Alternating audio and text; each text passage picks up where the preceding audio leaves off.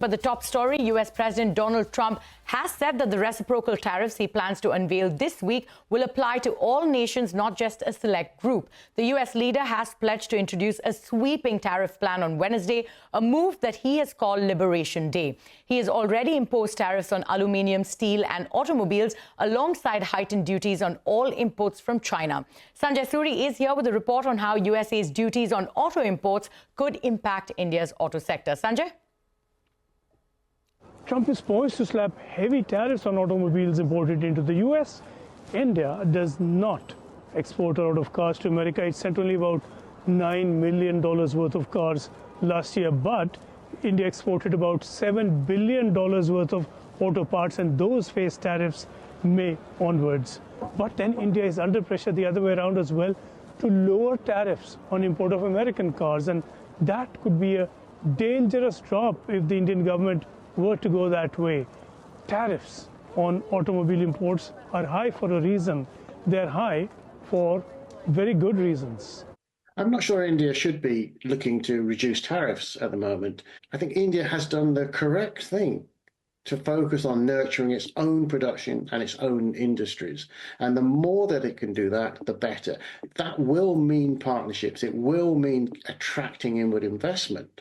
But having that investment come into India, bringing employment, bringing wealth, bringing the ability to export cars in the future, that, I think, remains the best way forward for the country. Countries that have dropped tariffs on car imports have seen their own industry decimated. In Australia, the tariffs on automobiles in 1980s, they were 45%. And 10 European and Japanese manufacturers were making cars in Australia.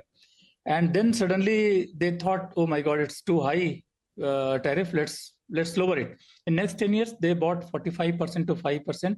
All the 10 firms, they shut shop, they vanished from there. Now Australia is after them, offering subsidies, please come back, not a single one. Now every single car used in Australia is imported car now. We do hear of a drop in tariffs as a wake-up call. That could prove a suicidal slogan if it were to lead to any significant tariff cut on car imports into India. India has created a very vibrant automobile industry, which also, in a way, led to creation of a fairly robust auto components industry.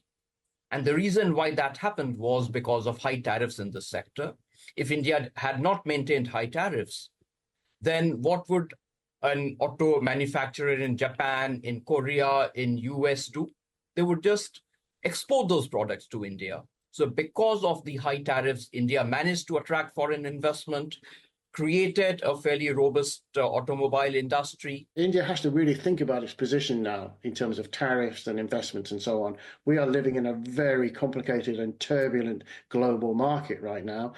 Many countries are looking to actually internalize production much more, because of the threat of tariffs and so forth.